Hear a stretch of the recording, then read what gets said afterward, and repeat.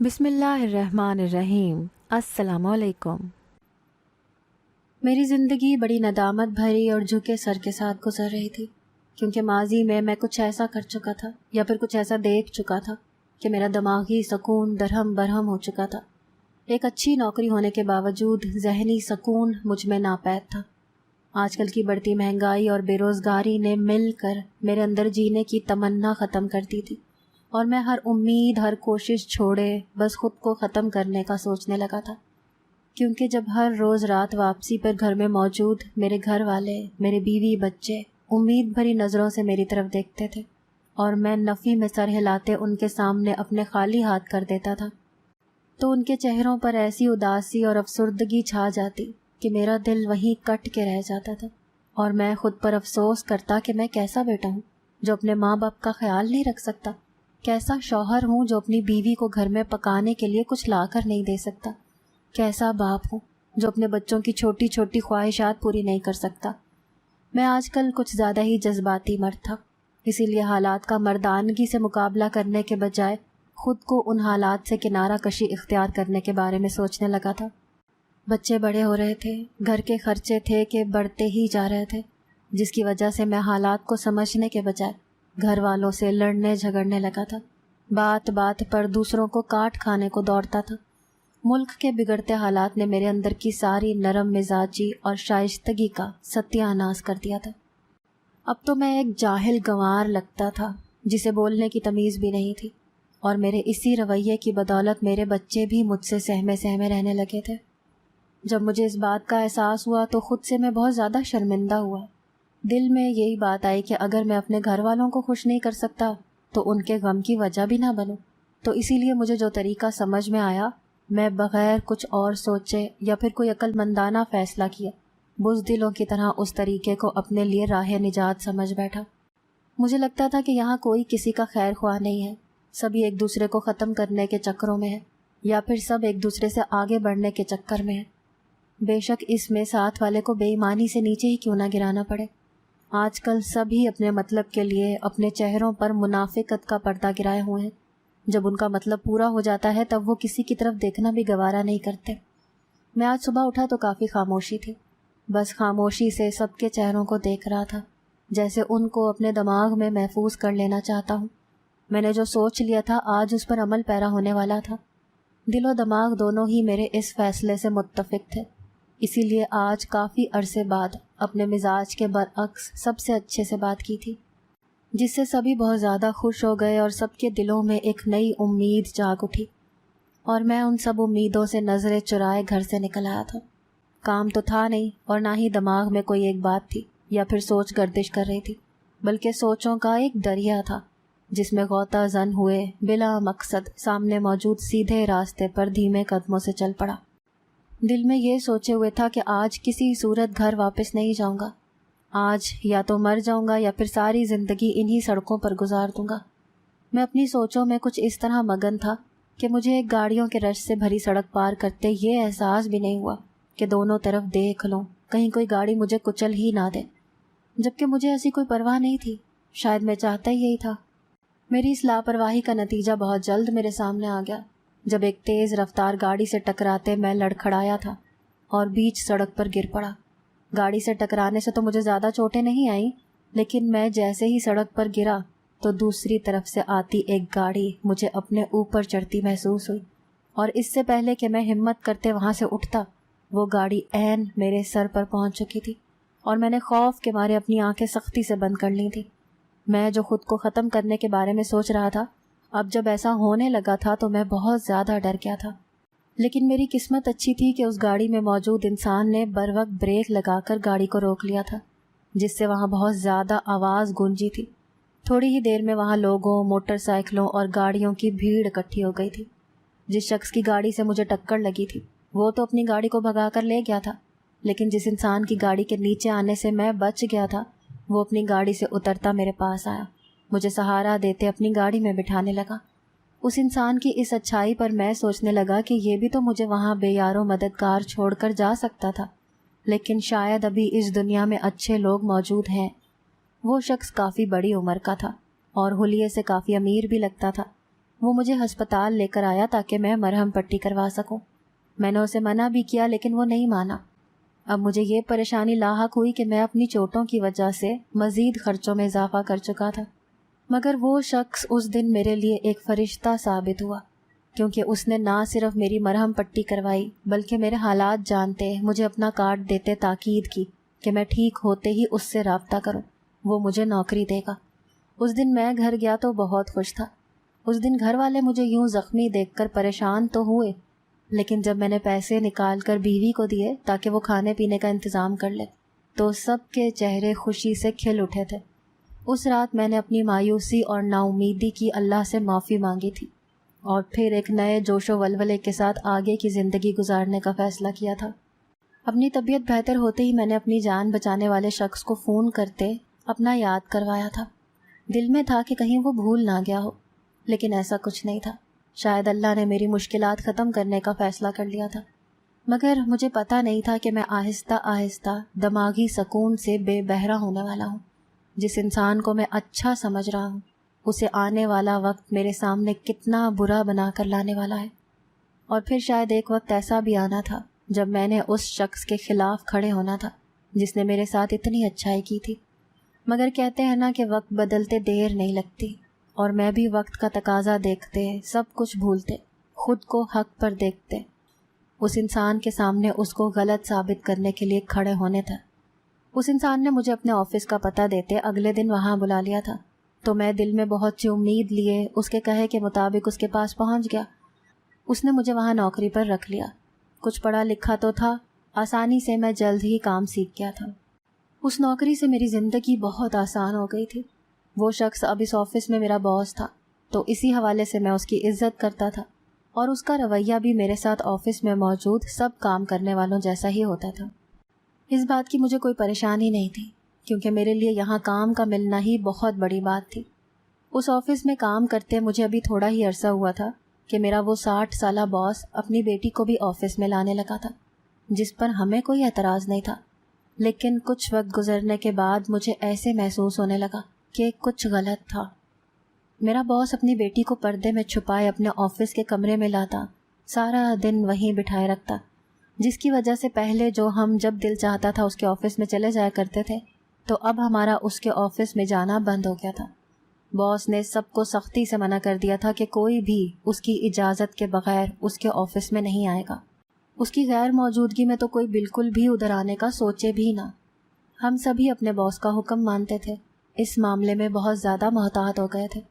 لیکن پہلے مجھے اپنے باس کا اپنی بیٹی کو اپنے آفس میں لانا عام سی بات لگی تھی، لیکن جب میں نے کچھ عرصے بعد اس بات کو بغور دیکھا کہ باس اپنی بیٹی پر اس طرح پابندیاں کیوں لگا رہے ہیں، اسے سب سے بات کیوں نہیں کرنے دے رہے، تو میں اپنے باس سے بدگمان ہونے لگا کہ یہ کیسا باپ ہے جسے اپنی بیٹی پر یقین ہی نہیں ہے اور وہ اسے اپنے ساتھ سختی سے باندھے ہوئے ہیں۔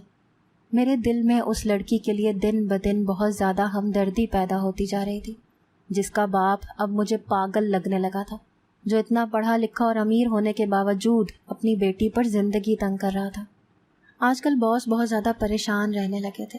ان کی بیوی حیات نہیں تھی اور یہ ان کی اکلوتی بیٹی تھی۔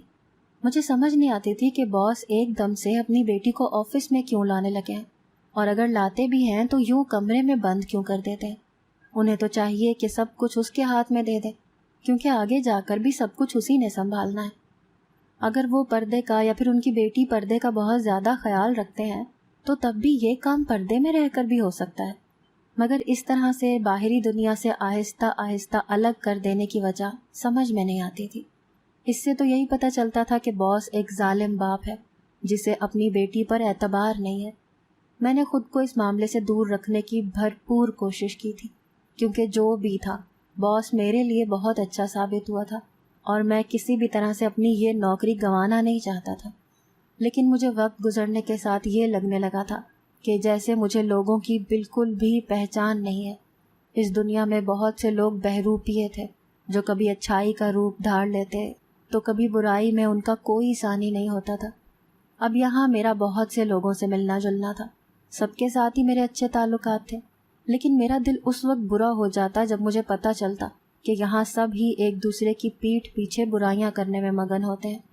اسی لیے میں سارے ماحول سے کچھ اس طرح دل برداشتہ ہوا کہ پھر کبھی کسی پر آسانی سے بھروسہ نہیں کر سکا۔ میں نے باس کی بیٹی کا آفس آنا اور اس کا ایک کمرے میں بند رہنے کے مسئلے کو یکسر فراموش کر دینا شروع کر دیا تھا کہ مجھے اس سے کوئی لینا دینا نہیں ہے، وہ دونوں باپ بیٹی جو چاہیں کریں۔ لیکن ایک دن میں باس کے آفس کی طرف گیا تو باس آفس میں نہیں تھے، تو میں نے جلدی سے وہاں سے واپس جانا چاہا۔ اس وقت میرے ہاتھ میں ایک فائل تھی جو مجھے باس کو دینی تھی، لیکن وہاں ان کی بیٹی کو اکیلے بیٹھے دیکھ کر میں کچھ پریشان ہوا اور باہر آنے لگا تو مجھے باس کی بیٹی نے روک لیا، تو میں نہ چاہتے ہوئے بھی رک گیا۔ اس دن باس کے آفس میں جانا اور پھر اس کی بیٹی سے سامنا ہونے میں مجھے ایک ایسے پچھتاوے کی طرف دھکیلنے والا تھا جس کا میں کبھی تصور بھی نہیں کر سکتا تھا۔ میں نے سوچا کہ میرے پاس جو فائل ہے اسے میز پر رکھنے کے بہانے باس کی بیٹی کی بات بھی سن لوں گا جس کے لیے اس نے مجھے روکا ہے۔ میں نے جیسے ہی فائل میز پر رکھی، باس کی بیٹی نے میری طرف ایک پرچی بڑھا دی، تو میں حیران پریشان ہوتا جلدی سے باہر آ گیا، کیونکہ دل میں ڈر بھی تھا کہ کہیں باس آفس نہ آ جائے اور میری نوکری خطرے میں نہ پڑ جائے۔ میں نے ایسی جگہ جہاں پر کوئی نہیں تھا وہاں جا کر اس پرچی کو کھولا تو اس پر لکھا ہوا تھا کہ مجھے بچا لو۔ یہ پڑھتے ہی مجھے ایسے لگا کہ پتہ نہیں یہ بیچاری کتنی بڑی مشکل میں گرفتار ہے اور باس اس کے ساتھ کیا کر رہے ہیں یا پھر کیا کرنے والے ہیں جو اس نے مجھ سے مدد چاہیے۔ باس کی بیٹی کا مجھ سے مدد مانگنا باس کو میری نظروں میں مشکوک کر گیا تھا، اور تب یہ اندازہ بھی درست ہو گیا تھا کہ واقعی میں باس اپنی بیٹی پر ظلم کر رہا ہے۔ باس کی بیٹی کی دی گئی پرچی کو اپنے ہاتھ میں پکڑے میں کچھ پل کے لیے بالکل گمسم سا ہو گیا تھا، کیونکہ اس کی مدد کرنے کا مطلب تھا باس کے مخالف جانا، اور پھر شاید اس نوکری سے بھی ہاتھ دھونا پڑتا جو کہ میں کسی صورت نہیں چاہتا تھا، کیونکہ میں ابھی اتنا زیادہ اچھائی کا مظاہرہ نہیں کر سکتا تھا کہ جس سے میرے گھر والے ایک بار پھر مشکل میں آ جاتے اور میں پھر سے در در کی ٹھوکریں کھانا شروع کر دیتا۔ پہلے تو میں نے سوچا کہ اس پرچی کو ادھر ہی پھینک دوں اور سب کچھ بھولتے اپنے کام پر توجہ دوں، کیونکہ باس کی بیٹی کی مدد مجھے بہت بھاری پڑ سکتی تھی۔ میں شاید ایسا کر بھی لیتا، لیکن پھر میرا ضمیر مجھے لعنت ملامت کرنے لگا کہ میرے مشکل وقت میں بھی تو کسی نے مدد کی تھی، اب میرا فرض ہے کہ میں بھی مدد کروں، جس سے میں ندامت کا شکار ہوا۔ لیکن پھر میرا دماغ کوئی ایسی راہ ڈھونڈنے کی کوشش کرنے لگا جس سے اس لڑکی کی مدد بھی ہو جاتی اور میرا نام بھی نہ آتا۔ اس دن آفس سے چھٹی کے وقت وہ لڑکی میری طرف ہی دیکھ رہی تھی، جیسے جاننا چاہ رہی ہو کہ میں اس کی مدد کروں گا یا نہیں، لیکن میں اس سے نظریں چرا گیا تو وہ مایوس ہوتی اپنے باپ کے ساتھ چلی گئی۔ لیکن جیسے ہی باس اور اس کی بیٹی آفس سے نکلے، میں بھی ان سے چھپتے چھپاتے ان کے پیچھے چل دیا۔ میں نے باس کی بیٹی کی مدد کرنے سے پہلے خود جاننا چاہتا تھا کہ آخر معاملہ کیا ہے، لیکن میں باس کی بیٹی کو بھی یہ پتہ نہیں چلنے دے سکتا تھا کہ میں نے ہی اس کی مدد کی ہے۔ مجھے اپنے لیے یہی ٹھیک لگا تھا کہ میں کسی کے سامنے نہ آؤں۔ میں نہ ہی باس کی بیٹی کے سامنے اچھا بن سکتا تھا اور نہ ہی میرے اندر باس کے سامنے برا بننے کی ہمت تھی۔ اس دن میں نے ان کے گھر تک ان کا پیچھا کیا تھا اور کسی کی نظروں میں آئے بغیر میں ان کی گاڑی گھر میں داخل ہوتے ہی خود بھی اندر آ گیا تھا۔ ان کے گھر آنے کے تھوڑی دیر بعد وہاں کچھ اور لوگ بھی آئے تھے اور میں ان کی وہاں موجودگی کی وجہ سمجھنے کی کوشش کرنے لگا۔ جب سب وہاں سے گھر کے اندر چلے گئے تو میں نے ایک طرف کھڑکی دیکھی، میں اس طرف چل دیا تاکہ اندر کے حالات کا اندازہ لگا سکوں، لیکن جیسے ہی میں نے اندر کی طرف جھانکا تو میری جان نکل گئی، کیونکہ اندر باس کی بیٹی چیخ چلا رہی تھی اور شاید باس اس کا زبردستی کسی کے ساتھ نکاح کروا رہے تھے، کیونکہ وہاں ایک مولوی بھی موجود تھا۔ وہاں بس 4 سے 5 لوگ موجود تھے، جن میں ایک خوش شکل نوجوان بھی شامل تھا۔ یقیناً باس اپنی بیٹی کا نکاح اسی سے کروا رہے تھے، لیکن وہ لڑکی مسلسل انکار کر رہی تھی۔ میں جو یہ سوچ کر آیا تھا کہ پتہ نہیں لڑکی پر کون سے ظلم و ستم کے پہاڑ توڑے جا رہے ہیں جو وہ مجھ سے مدد کی درخواست کر رہی ہے، مگر آگے سے مجھے یہ عام سا مسئلہ لگا تھا کہ شاید باس اپنی مرضی سے اپنی بیٹی کی شادی کروا رہے ہیں، جبکہ وہ مان نہیں رہی۔ جب مجھے یہ اتنا بڑا معاملہ نہیں لگا تو سوچا کہ یہاں سے چلا جاؤں، لیکن پھر اس لڑکی کا مجھ سے مدد مانگنا یاد آیا تو میں نے اپنی سمجھ کے مطابق پولیس کو فون کر دیا، کیونکہ کچھ زیادہ نہیں تو لڑکی کو اس نکاح سے بچنے کے لیے کچھ وقت مل جائے گا۔ جیسے ہی وہاں پر پولیس پہنچی میں جلدی سے وہاں سے نکل آیا۔ میں سوچ رہا تھا کہ اب لڑکی کی قسمت کہ وہ اس زبردستی کے نکاح سے بچ پاتی ہے یا نہیں۔ میں نے تو اپنی طرف سے پوری مدد کر دی ہے۔ اس کے بعد میرے علم میں نہیں آیا کہ وہاں کیا ہوا کیا نہیں۔ میں تو اگلے دن پھر اپنے معمول کے مطابق آفس کام کے لیے چلا آیا۔ دل میں تھوڑا ڈر موجود تھا کہ کہیں باس کو پتہ نہ چل جائے کہ کل کی کارروائی کے پیچھے میرا ہاتھ ہے۔ لیکن اس دن باس نہ خود آفس آئے اور نہ ہی ان کی بیٹی۔ تب میں تھوڑا پریشان ہوا کہ ایسا کیا مسئلہ ہو گیا کہ باس آج آفس ہی نہیں آئے۔ دل میں سوچا کہ کہیں کوئی سنجیدہ مسئلہ نہ ہو گیا ہو، مگر پھر یہ سوچ کر دل کو تسلی دے لی کہ یہ پاکستان ہے، کوئی باہری ملک نہیں ہے۔ یہاں پر اگر اولاد پر زبردستی کی جائے تو پولیس سخت سزا دیتی ہے۔ اس واقعے کے 2 دن کے بعد باس آفس آ گئے، لیکن میں نے دیکھا کہ وہ درمیان کے 2 دن گزرنے کے بعد بہت بوڑھے لگ رہے تھے، جیسے نہ جانے کب سے بیمار ہوں۔ ان کی حالت دیکھتے میرے دل میں تھوڑی شرمندگی پیدا ہوئی، لیکن میں سر جھٹک گیا کہ وہ بھی تو اپنی بیٹی کے ساتھ اچھا نہیں کر رہے تھے۔ اتنا پڑھا لکھا ہونے کے باوجود اپنی بیٹی کا زبردستی نکاح پڑھوا رہے تھے۔ آج تو باس اپنے وقت پر ہی آفس آ گئے، لیکن آج ان کے ساتھ ان کی بیٹی نہیں تھی، جس سے مجھے لگا کہ شاید اب باس اس پر سختی کم کر چکے ہوں گے۔ لیکن باس کے آنے کے 1-2 گھنٹے کے بعد ہمارے آفس میں ایک طرح دار سی لڑکی داخل ہوئی اور اس کا رخ سیدھا باس کے کمرے کی طرف تھا۔ اس لڑکی کی چال ڈھال اور لباس دیکھتے ہم سب ہی دنگ رہ گئے تھے، کیونکہ وہ کچھ زیادہ ہی ماڈرن لگ رہی تھی۔ میں نے کبھی پہلے اس لڑکی کو اس آفس میں نہیں دیکھا تھا، اور آج دیکھا بھی تو وہ سیدھا باس کے کمرے میں جا رہی تھی۔ اس کے ہر انداز سے ایسے لگ رہا تھا جیسے وہ یہاں کی مالکن ہو۔ باس کے کمرے میں داخل ہونے سے پہلے وہاں موجود سیکرٹری نے اس لڑکی کو روکنے کی کوشش کی، لیکن وہ لڑکی نہ جانے کیا بولی کہ وہ سیکرٹری چپ کر کے اپنی کرسی پر بیٹھ گئی۔ مگر میں دور ہونے کی وجہ سے اس کی آواز تو نہیں سن سکا، لیکن اس کی بات سنتے ہی سیکرٹری کا حیران چہرہ مجھے دور سے ہی نظر آ رہا تھا۔ جیسے ہی وہ لڑکی باس کے کمرے میں داخل ہوئی، سب پر طاری سکتہ ٹوٹ گیا۔ سبھی مختلف چہمگوئیوں میں مصروف ہو گئے، مگر میں اپنے کام کی طرف بڑھا اور سوچا کہ جو بھی ہوگا کچھ دیر تک پتہ چل ہی جائے گا۔ میں اپنے کام میں بری طرح سے مگن تھا جب ایک دم سے آفس کے ہال میں، جہاں ہم سب ورکرز کے کیبن تھے، ایک اونچی نسوانی آواز گونجی تھی، جس سے میں چونک سا گیا اور اس سمت میں دیکھنے لگا جہاں سے یہ آواز آئی تھی۔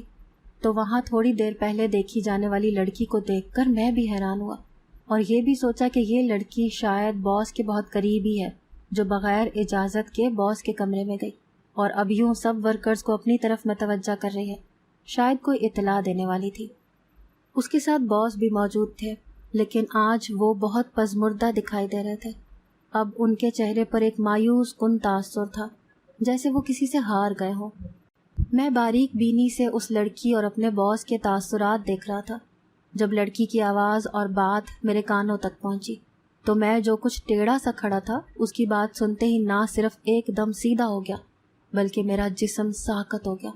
میری نظریں اب صرف اور صرف اس لڑکی پر ٹکی تھی، اور میری حیرانگی تھی کہ بڑھتی جا رہی تھی، کیونکہ وہ لڑکی اعلان کر رہی تھی کہ اب وہ یہاں کی مالکن ہے اور اب یہاں اس کا حکم چلے گا۔ مگر بہت جلد میری حیرانگی ختم ہوئی اور میرا سر ندامت سے جھکتا چلا گیا، کیونکہ میں جو خود کو حق پر دیکھتے اور کسی کی مدد کرتے پرسکون ہونے کی کوشش کر رہا تھا، وہ میری کوشش ہی رہ گئی تھی، کیونکہ میں نے اس مدد کے چکر میں بہت کچھ غلط کر دیا تھا، اور کچھ ایسا بھی کہ جس نے شاید میرا سر اب ساری زندگی کے لیے جھکا دیا تھا، جس کا خمیازہ ابھی بھگتنا باقی تھا۔ اس سے پہلے کہ میں اور زیادہ اپنی ندامت بھری سوچوں میں غرق ہوتا، میں نے بڑی مشکل سے اپنے دماغ کو اس لڑکی کی باتوں پر لگایا تھا، مگر اس کے بولے پہلے چند الفاظ کے بعد باقی ساری باتیں میرے سر کے اوپر سے گزر گئی تھیں۔ دراصل وہ لڑکی کوئی اور نہیں بلکہ باس کی وہی بیٹی تھی جسے وہ چند دن پہلے پردے میں چھپائے آفس میں لاتے تھے۔ مگر ان 2 دنوں میں ایسا کیا ہوا تھا کہ باس کی جگہ اب وہ لے رہی تھی، اور وہ بھی ایک دم اپنے پہلے سے یکسر مختلف حلیے میں، جس کی امید ہم میں سے کسی کو بھی نہیں تھی، کیونکہ جیسے میرے ساتھ آفس کے باقی ورکروں کو باس کا اپنی بیٹی سے پہلے سختی کرنا حیران کر گیا تھا اور برا لگا تھا، اب باس کی بیٹی کا ایک دم سے اتنا ہی ماڈرن ہونا بھی حیران کر رہا تھا، کیونکہ اس آفس میں جو لڑکیاں کام کرتی تھیں ان کے لباس اور پردے کا کافی خیال رکھا جاتا تھا۔ کیونکہ یہ باس کی سخت تاکید ہوتی تھی، مگر اب انہی کی بیٹی کا حلیہ سب کے لیے سوال یا نشان بنا ہوا تھا، اور سب کے لیے یہ ایک پہیلی سی بن گئی تھی۔ کسی کو کچھ پتہ نہیں چل رہا تھا کہ یہ سچ ہے یا پھر کچھ دن پہلے والا سچ ہے۔ باس کی بیٹی نے آتے ہی آفس میں بہت سی تبدیلیاں کر دی تھیں، کئی ورکرز کو کام سے بھی نکال دیا تھا، جس فہرست میں میرا نام پہلے نمبر پر تھا، کیونکہ اس لڑکی کو لگا تھا کہ میں نے اس کے کہنے کے باوجود اس کی مدد نہیں کی تھی، اسی لیے وہ مجھے کام سے نکال چکی تھی۔ میں نے جس نوکری کو بچانے کے لیے خود کو چھپاتے اس کی مدد کی تھی، وہ نوکری چلی گئی تھی۔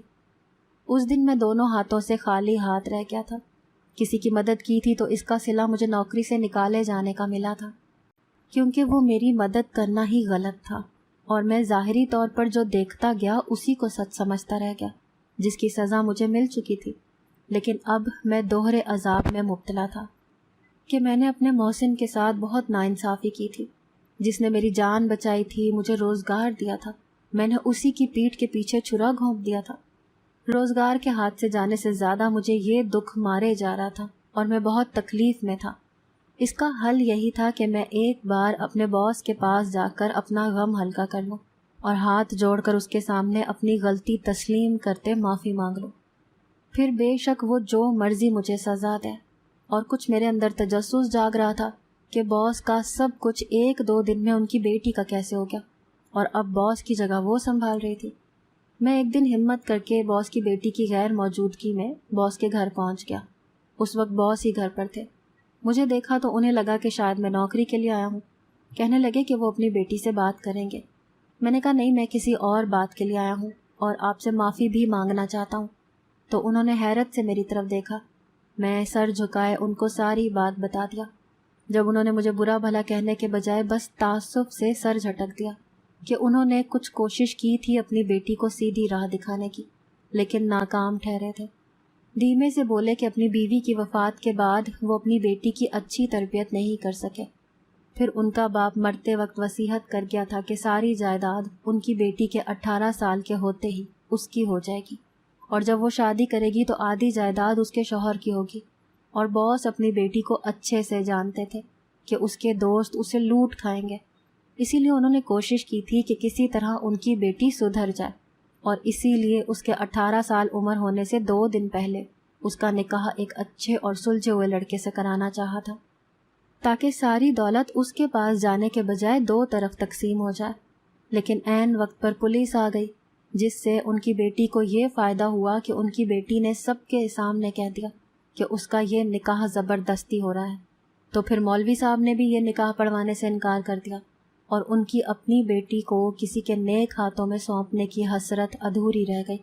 ان کا اپنی بیٹی کو کچھ عرصے اتنی سختی میں رکھنے کا بھی کوئی فائدہ نہیں ہوا تھا، اور جس بات سے وہ ڈرتے تھے وہی بات ہو رہی تھی۔ اب انہیں اپنی زمین جائیداد بچنے کی کوئی امید نہیں تھی، جس کا انہیں کوئی دکھ نہیں تھا، لیکن ان کی بیٹی اس سب میں غلط راہ پر جانے والی تھی۔ یہی دکھ انہیں کھائے جا رہا تھا۔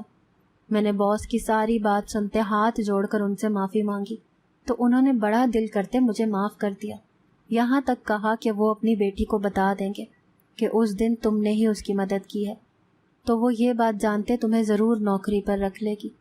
تو میں آنکھوں میں تشکر کے آنسو لیے اٹھ آیا تھا، لیکن ندامت اب بھی کہیں باقی تھی۔ اگر آپ کو آج کی ہماری کہانی پسند آئی ہے تو اسے لائک کیجیے اور اپنے پیاروں کے ساتھ شیئر کیجیے، اور ہاں، اگر ابھی تک آپ نے ہمارا چینل سبسکرائب نہیں کیا تو ضرور کیجیے۔ ملتے ہیں کل ایک نئی اور دلچسپ کہانی کے ساتھ، تب تک کے لیے اللہ حافظ۔